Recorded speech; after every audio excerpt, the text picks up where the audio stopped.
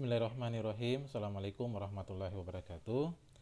Alhamdulillahirabbil alamin wassalatu wassalamu ala Rasulillah wala haula wala quwata illa billah amma ba'd. Alhamdulillahirabbil alamin. Pada pagi hari ini kita masih diberikan kesehatan dan kesempatan untuk kembali melanjutkan materi kita, dan alhamdulillah sudah pertemuan yang keempat. Pada minggu kemarin atau pada pekan kemarin sudah saya jelaskan secara perkembangan perbandingan administrasi negara atau comparative public administration, apa yang melatar belakangi munculnya kajian perbandingan administrasi negara atau administrasi publik. Dan ternyata itu bermula dari Amerika Serikat, dan pada hari ini saya akan menjelaskan fokus kajian studi perbandingan administrasi negara. Kaitan dengan materi yang pekan yang lalu itu masih ada dengan materi hari ini, di mana pada pekan yang lalu sudah saya sampaikan bahwa hasil klasifikasi dari literatur yang dihasilkan pada masa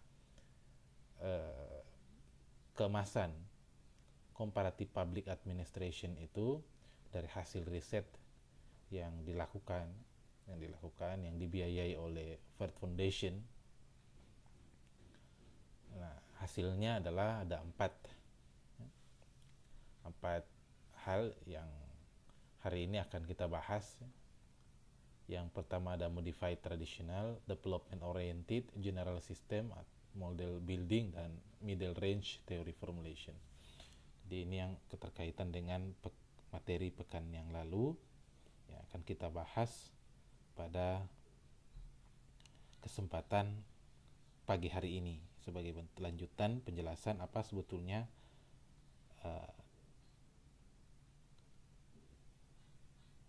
fokus kajian yang jadi hasil luaran yang dicapai oleh comparative public administration dari salah satu riset yang dibiayai oleh Ford Foundation.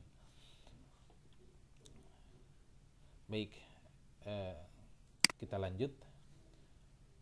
Nah, perlu diketahui bahwa sebagai fokus kajian dari administrasi publik atau comparative public administration ini menghasilkan metode perbandingan yang berkembang sesuai dengan karakteristik dan kebutuhan dari comparative public administration itu sendiri, yang merupakan bagian hal yang tidak kalah penting di dalam mendalami administrasi negara atau administrasi publik.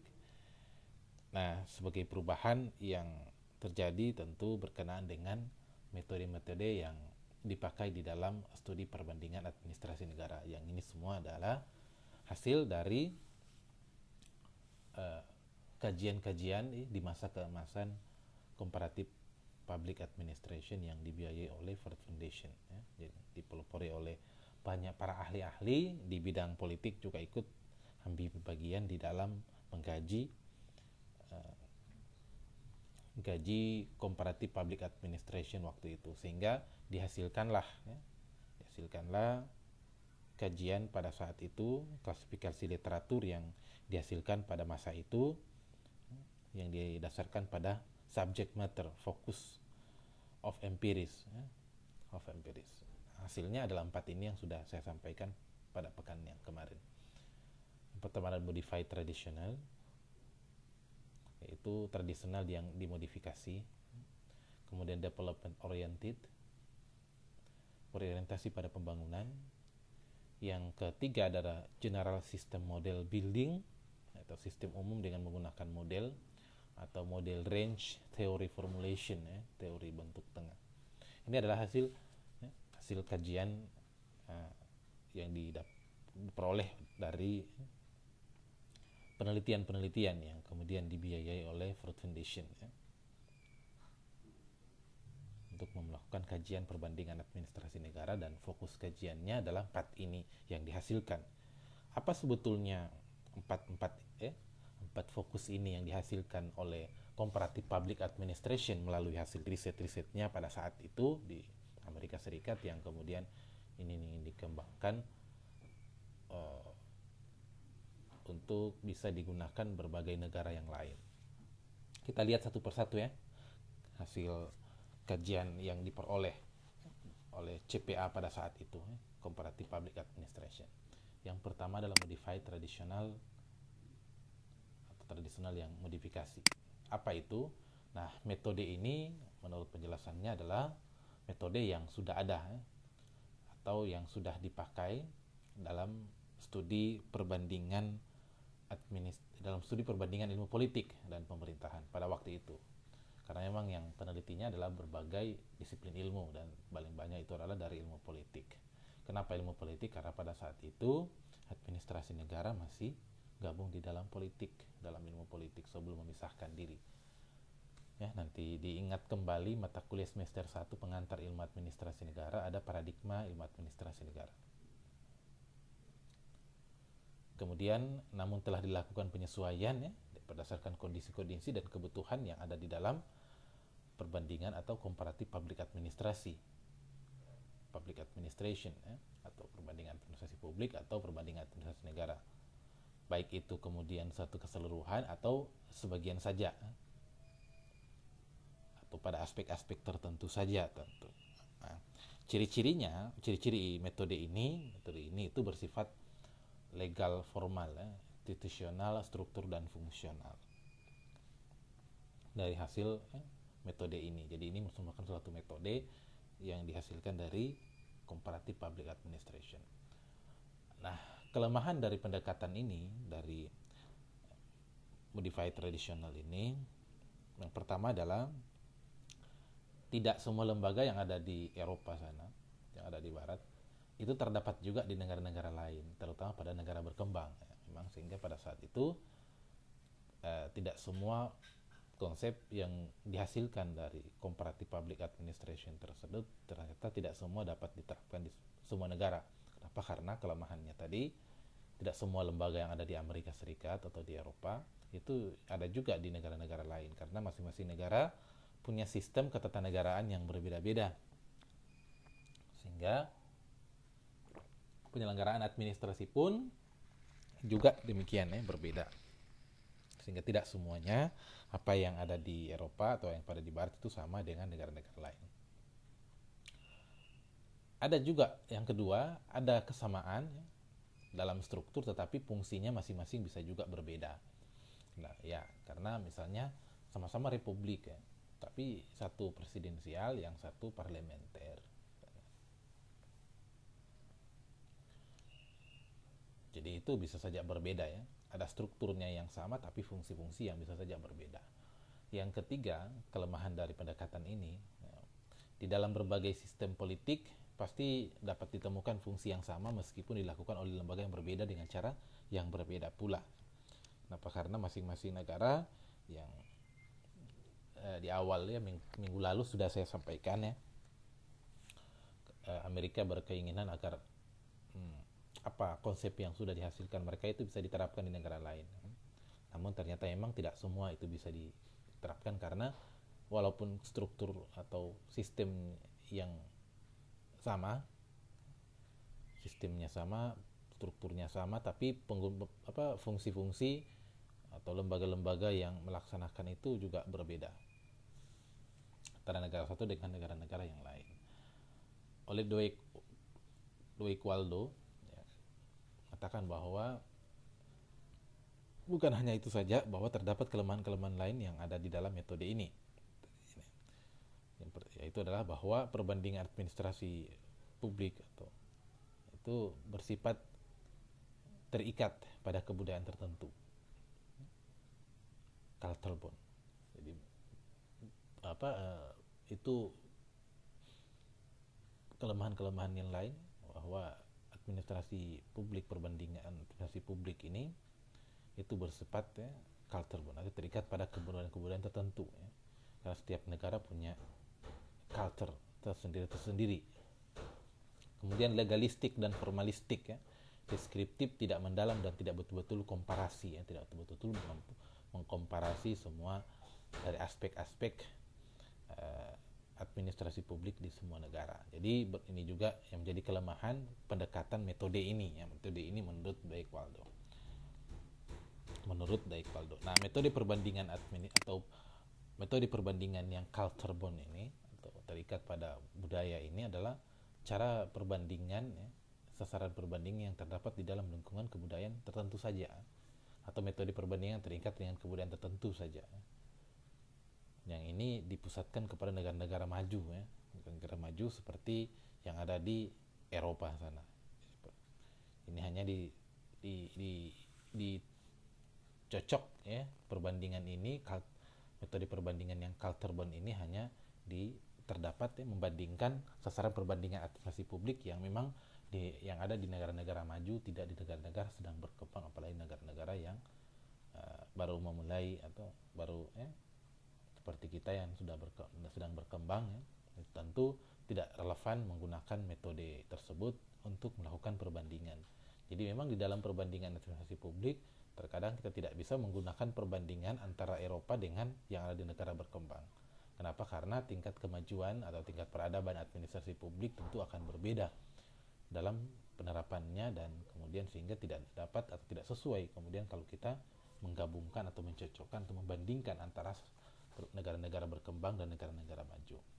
Nah, metode perbandingan yang legalistik dan formalistik ini ternyata memberikan perhatian kepada lembaga-lembaga politik ya, pemerintahan dan administrasi negara yang tentu secara formal berdasarkan ketentuan-ketentuan yang diatur di dalam peraturan perundang-undangan yang berlaku pada setiap negara. Nah, pada setiap struktur yang dapat difahami dengan sebaik-baiknya, sehingga kemudian jika dipelajari hubungannya terdapat ya, jalinan hubungannya dengan kondisi ekologinya, kondisi lingkungannya. Jadi memang setiap negara punya peraturan perundang-undangan sendiri yang mengatur secara lebih spesifik tentang bagaimana pelaksanaan lembaga-lembaga politik, administrasi, dan pemerintahan. Nah, itu yang makanya di dalam metode perbandingan yang legalistik dan formalistik seperti yang tradisional, modified tradisional ini memang lebih memfokuskan kepada hal-hal yang diatur di dalam peraturan perundang-undangan. Dan setiap negara tentu berbeda format pengaturannya, sehingga ketika membandingkan antara negara Indonesia dengan negara-negara yang lain, kita juga perlu melihat seperti apa regulasi konstitusi yang berlaku di negara-negara tersebut. Nah, bisa saja apa yang baik di negara lain belum tentu relevan dengan negara-negara yang lain seperti Indonesia. Kenapa? Karena di negara Indonesia punya ketentuan dan regulasi sendiri.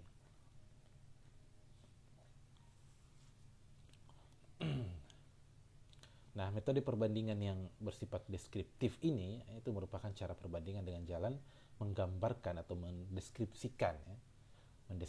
Menggambarkan, mendeskripsikan, menjelaskan. Kelemahannya adalah tidak mengarah pada analisis tertentu, sehingga hasilnya tidak dapat dipergunakan untuk memberikan kejelasan yang lebih jauh dan tidak dapat digunakan untuk memecahkan permasalahan-permasalahan yang dihapus secara umum. Jadi pendekatan atau metode kajian modified tradisional ini memang dia hanya bersifat deskriptif karena hanya memberikan gambaran, memberikan deskripsi secara umum saja, namun tidak memberikan analisis yang lengkap dan komprehensif, sehingga nanti kita bisa melihat kejelasan yang lebih jauh, sehingga untuk dapat digunakan secara lebih mendalam dalam memecahkan problem-problem yang dihadapi secara umum. Nah, kelemahan dari metode ini, modified tradisional ini atau metode perbandingan tradisional ini dianggap tidak cukup mendalam ya, sehingga tidak berhasil menemukan kesamaan dan perbedaan daripada fungsi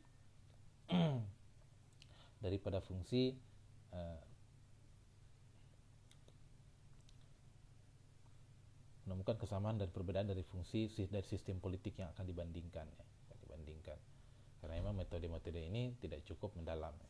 Sehingga perlu ada metode-metode yang lain ya, seperti ada yang kedua dan ketiga dan seterusnya. Sedangkan kelemahan yang terakhir dari metode ini, ia hanya berusaha mempelajari sistem demi sistem sehingga tidak bersifat analitis ya. Karena dipelajari adalah sistem demi sistem secara individual, maka dapat disebut metode ini bersifat individualistik sehingga terkesan tidak betul-betul melakukan perbandingan. Ini salah satu kajian yang diperoleh di masa keemasan, klasifikasi literatur yang dihasilkan pada masa itu yang modified tradisional. Ternyata kita sudah tahu bahwa modified tradisional yang dihasilkan pada comparative public administration yang waktu itu dilakukan oleh para ahli-ahli politik dan ilmu-ilmu lain yang tergabung dalam kegiatan yang dibiayai oleh Ford Foundation waktu itu untuk melakukan riset, ternyata ini hasilnya. Salah satunya adalah modified tradisional yang ternyata ini baik, namun masih banyak kelemahan-kelemahan yang yang ditemukan di dalam konsep atau kajian-kajian yang dihasilkan dari comparative public administration pada saat itu.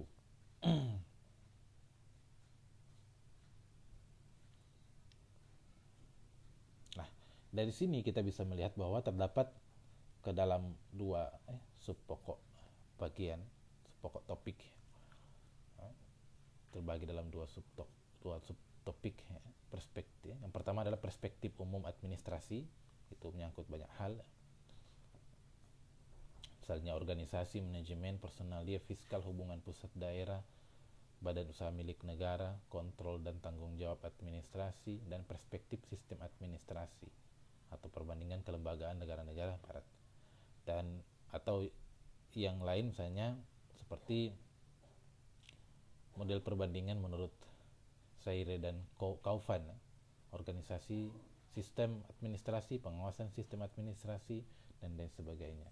Ini yang di sini dijelaskan bahwa sifatnya hanya berupa hal-hal yang sifatnya lebih ke hal-hal yang individualistik.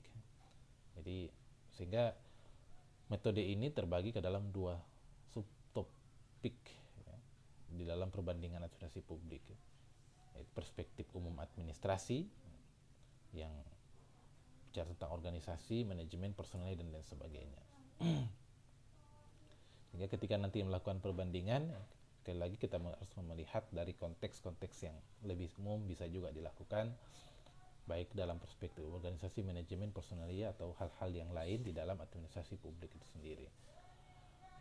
Baik, yang berikutnya adalah kita lihat ada development oriented, bahwa di dalam perbandingan administrasi publik yang dihasilkan di dalam comparative public administration waktu itu, kita bisa melihat bahwa salah satunya atau yang kedua adalah development oriented. Apa itu development oriented dari metode atau dari kajian yang sudah didapatkan pada saat melakukan riset comparative public administration pada saat itu? Yang pertama, pusat perhatian dari studi perbandingan administrasi negara itu diharapkan pada proses usaha pembangunan berbagai negara, terutama negara-negara yang telah lama berdiri dan merdeka seperti negara-negara yang sudah maju di Eropa sana, Eropa dan Amerika. Jadi itu pusat perhatian studi perbandingan administrasi negara development oriented ini diarahkan pada usaha-usaha pembangunan berbagai negara yang memang ini pada negara-negara yang sudah dianggap lama berdiri atau merdeka, yaitu mereka-mereka yang ada di negara-negara Eropa dan Amerika. Ini fokus kajiannya di situ. Jadi fokus kajian dari yang dihasilkan dari CPA ini, Comparative Public Administration waktu itu, adalah orientasinya untuk melihat usaha pembangunan di berbagai negara yang itu dikhususkan pada negara-negara yang telah lama berdiri atau telah lama merdeka. Apa yang kemudian akan dilihat, tentu di sini akan coba melihat dan mempelajari apa sebetulnya yang menjadi faktor-faktor pendorong dan mendukung baik keberhasilan maupun kegagalan dialami oleh program pembangunan di negara-negara yang lebih maju. Jadi development oriented di dalam administrasi publik ini yang dihasilkan oleh Comparative Public Administration dalam penelitiannya, itu merupakan kajian untuk melihat bagaimana negara-negara lain mampu untuk bangkit, berhasil dalam pembangunan negaranya, ataupun mungkin gagal yang dialami oleh negara-negara tersebut di dalam pembangunan, tentu pada hal konteks yang lebih spesifik berkaitan dengan program-program itu sendiri. Jadi development oriented ini yaitu comparative public administration yang mengkaji apa sebetulnya yang menjadi faktor-faktor yang mendorong dan mendukung baik berhasil atau gagalnya program-program yang dilakukan di dalam pembangunan di negara-negara yang lebih maju. Harapannya tentu ketika negara-negara tersebut sudah diketahui apa yang menyebabkan negara mereka maju, apa yang menyebabkan negara gagal, itu bisa dijadikan sebagai contoh di dalam penerapan sebagai contoh pelajaran bagi negara-negara yang sedang berkembang. Itu yang tentu yang diinginkan di dalam comparative public administration yang pada saat pekan kemarin sudah saya sampaikan. Jadi keinginannya adalah satunya adalah orientasi kepada pembangunan, development oriented, agar supaya apa yang menjadi keberhasilan negara lain bisa dicontoh, begitu juga kegagalan, agar negara-negara lain dapat mengetahui kenapa negara-negara tersebut gagal di dalam pelaksanaan pembangunan negaranya. Nah, apa yang menjadi pusat perhatian dari metode ini? Pusat perhatian dari metode ini adalah kondisi dan persyaratan yang dibutuhkan dalam suatu usaha untuk mencapai tingkat kemajuan yang optimal. Jadi perhatian yang lebih serius dalam metode ini untuk mengkaji adalah apa sebetulnya kondisi dan persyaratan yang itu dibutuhkan di dalam usaha-usaha untuk mencapai kemajuan yang optimal di dalam negara-negara maju yang sudah lebih dulu berhasil dalam pelaksanaan pembangunan. Kemudian yang kedua, kondisi yang menyertai atau mempengaruhi kemajuan atau tingkat perkembangan yang telah dicapai. Apa yang kondisi-kondisi seperti apa yang kemudian menyertai atau mempengaruhi sehingga kemudian negara tersebut bisa berkembang, bisa maju seperti saat ini. Nah, hasil dari pengamatan-pengamatan dan pembelajaran dengan negara-negara lain itu kemudian itu dipilih yang sekiranya sesuai dengan kondisi negara atau kemudian dapat diterapkan dalam situasi negara-negara lain, kebutuhan dan kondisi dari negara-negara yang membutuhkan. Jadi hasil-hasil kajian ini yang dicapai dari comparative public administration yang ditelitikan oleh banyak ahli di bidang ilmu politik, ya.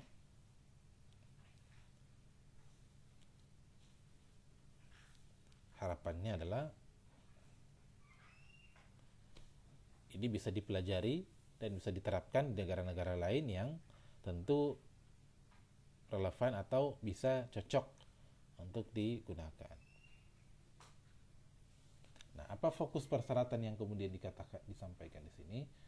Nah, fokusnya adalah persyaratan yang dibutuhkan suatu sistem administrasi negara agar mampu mencapai tujuan negara, terutama negara-negara yang berkembang. Jadi fokus kajian ini adalah agar supaya negara-negara lain bisa mengambil pelajaran dari negara-negara yang sudah maju, bagaimana pembangunan mereka lakukan, bagaimana mereka mampu kemudian eksis di dalam pembangunannya. Kemudian fokus perbandingan selama ini dianggap atau selama ini dinilai tidak mampu menjelaskan konteks perubahan-perubahan sosial, karakter birokrasi dan yang lain sebagainya yang kemudian yang digunakan kurang tepat ya selama ini, sehingga dinilai gagal dalam menjelaskan perbedaan dan sistem administrasi negara. Jadi fokus perbandingan selama ini dinilai ternyata tidak hanya menjelaskan pembangunan, tapi juga dinilai tidak mampu menjelaskan konteks-konteks perubahan sosial yang dialami.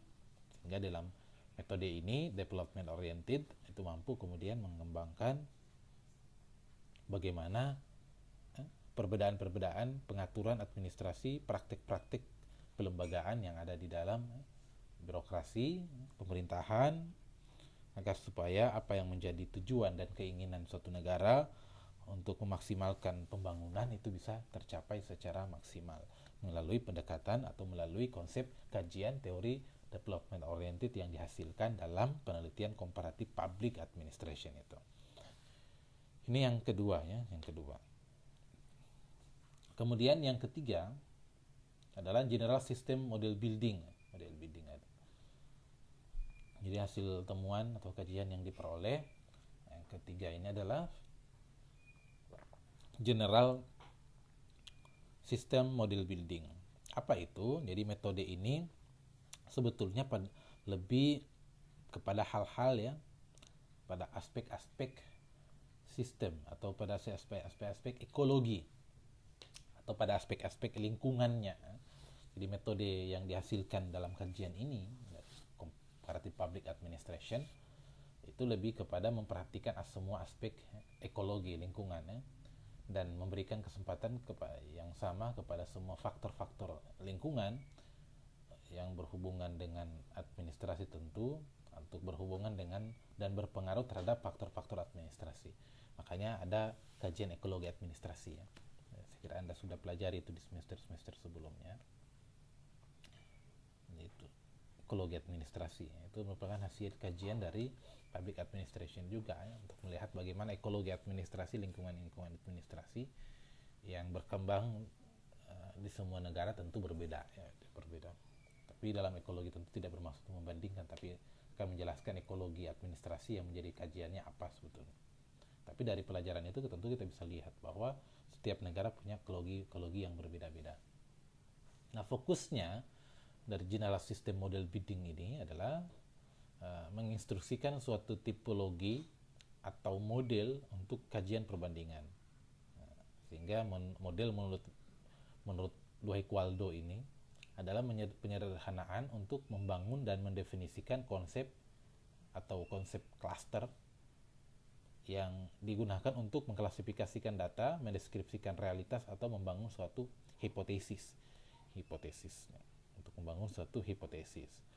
Nah, di sini tentu tidak hanya dikaji oleh satu disiplin ilmu, tetapi atau interdisipliner. Jadi bukan ini untuk interdisipliner tertentu ya, seperti sosiologi, ekonomi dan psikologi. Nah, sehingga kemudian Rings mengatakan bahwa untuk memahami ideal type for societies ini itu memahami dinamika kemasyarakatan. Jadi lebih kepada itu. Khususnya di negara-negara yang berada pada fase perubahan. Fase-fase perubahan dari yang pertama baru merdeka, miskin, berkembang, maju dan seterusnya. Jadi lebih kepada hal-hal yang memahami dinamika sosial kemasyarakatan. Jadi konsep general system model building ini lebih kepada hal-hal seperti itu. Yang terakhir, model terakhir adalah middle range theory formulation. Nah, metode ini kemudian berusaha untuk membandingkan pada aspek-aspek tertentu yang dianggap paling representatif dari keseluruhan sistem administrasi negara yang sebagai alat perbandingan. Jadi ini lebih kepada lebih kepada keseluruhan sistem administrasi negara untuk melihat perbandingan. Jadi kalau tadi pada hal-hal tertentu saja, kalau yang model ini, model range theory formulation ini itu lebih kepada melakukan studi perbandingan di semua aspek dengan menggunakan aspek tertentu yang dipandang representatif. Jadi aspek-aspek tertentu yang kemudian dipandang representatif untuk melihat keseluruhan sistem administrasi negara. Jadi pendekatan-pendekatannya adalah mempergunakan aspek-aspek tertentu untuk kemudian melihat keseluruhan sistem administrasi negara yang kemudian akan dibandingkan. Nah, menurut metode ini dia menganggap bahwa tidak perlu melakukan konstruksi model keseluruhan sistem administrasi negara. Jadi menurut metode ini tidak perlu mengkonstruksikan model keseluruhan sistem administrasi negara, hanya kepada cara atau aspek-aspek tertentu dari sistem administrasi yang tentu representatif sebagai alat perbandingan. Jadi hanya pada bagian-bagian tertentu yang dapat atau secara representatif kemudian dapat memberikan penjelasan tentang bagaimana perbandingan antara satu negara dengan negara-negara lain. Sehingga kemudian model middle range ini, bentuk tengah ini, itu kepada aspek-aspek yang dapat mewakili secara representatif untuk dilakukan perbandingan. Apa itu? Itu birokrasi dan non aspek administrasi atau lingkungan itu diambil paling kuat atau paling dominan, yaitu faktor sistem politik. Jadi untuk administrasi itu birokrasi yang dilihat fokusnya pada middle range theory formulation itu untuk membandingkan bagaimana sistem administrasi negara berjalan di setiap negara. Itu dia hanya melihat dari dua aspek saja. Pertama, birokrasinya, itu untuk melihat penyelenggaraan administrasinya. Sementara kepada aspek yang di luar birokrasi penyelenggaraan administrasi negara, bicara tentang ekologinya, adalah melihat perbandingan sistem politik. Jadi dua, birokrasi dan politik. Kenapa? Karena setiap negara akan memperlihatkan dua hal yang berbeda. Bagaimana birokrasinya, tentu juga bagaimana sistem politiknya. Di Eropa, negara-negara yang lain tentu akan berbeda. Negara-negara yang monarki tentu berbeda sistem politik, berbeda birokrasinya dengan negara-negara demokrasi yang dianut di Indonesia, dan juga Indonesia akan berbeda dengan negara-negara demokrasi yang lain yang ada di Eropa sana. Kenapa? Karena apabila ini dilihat dari dua hal ini, tentu ini akan memperlihatkan perbedaan yang sangat mendalam. Nah, baik dari hierarkisnya atau spesialisasi fungsionalnya atau kualifikasi atau kompetensi dari birokrasi itu sendiri, itu lebih fokus ke sana. Jadi saya kira itu yang saya jelaskan ya. Ada 4 kajian dari hasil temuan yang diperoleh oleh yang ini mengawali tentu lahirnya studi perbandingan administrasi publik pada tahun 1959 dengan terbentuknya Comparative Administration Group, yang itu kemudian memiliki peran yang sangat besar di dalam mengembangkan kajian perbandingan administrasi negara, yang akhirnya CAG ini atau Comparative Administrative Group ini itu didukung oleh Ford Foundation yang semua membiayai kebutuhan risetnya, untuk melakukan kajian-kajian perbandingan administrasi negara,